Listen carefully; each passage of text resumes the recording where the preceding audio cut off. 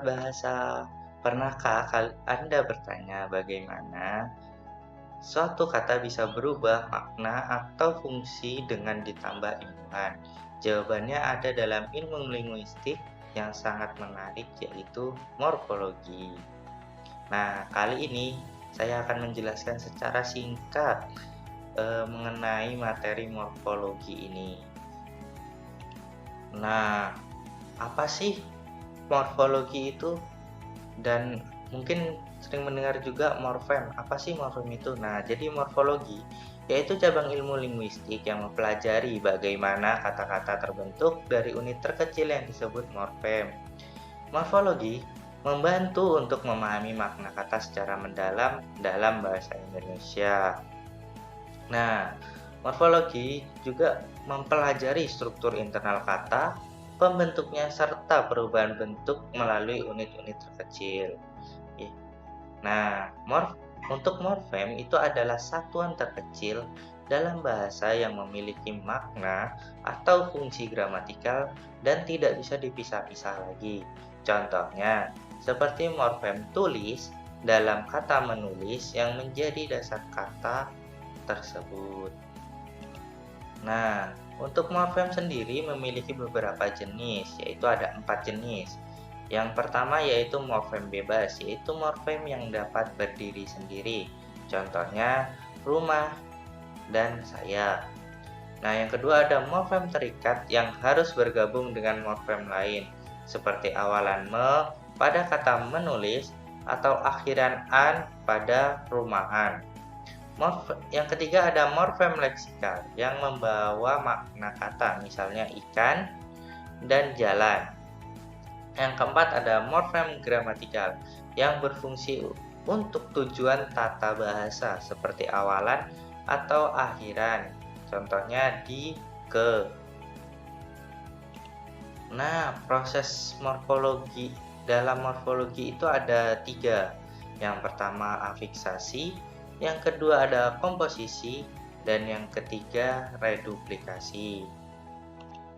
Nah, afiksasi adalah proses penambahan imbuhan seperti awalan, sisipan, akhiran. Contohnya, yaitu adalah penulisan dari kata tulis dengan awalan pe dan akhiran a. Jenis-jenis afiksasi dibagi lagi menjadi 3, yaitu prefiks, di imbuhan yang ditambahkan pada bagian awal kata. Contohnya me, ber, dan di. Nah, yang kedua ada infiks, yaitu imbuhan yang ditambahkan di tengah kata. Contohnya l dan em.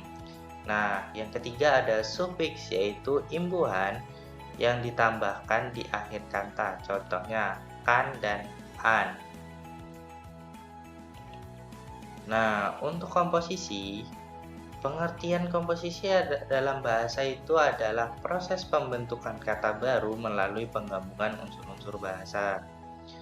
Penggabungan dua kata. Nah, kata majemuk terbentuk dari kombinasi dua kata dasar atau lebih.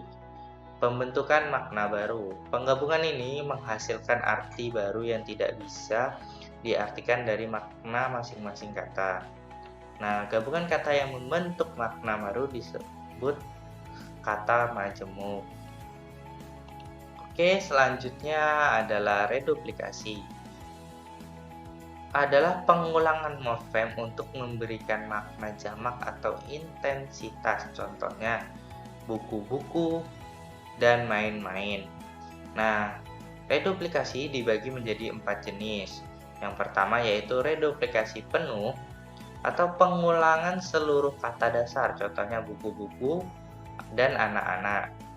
Nah, reduplikasi sebagian, yaitu pengulangan suku kata pertama, contohnya adalah lelaki dan tetamu.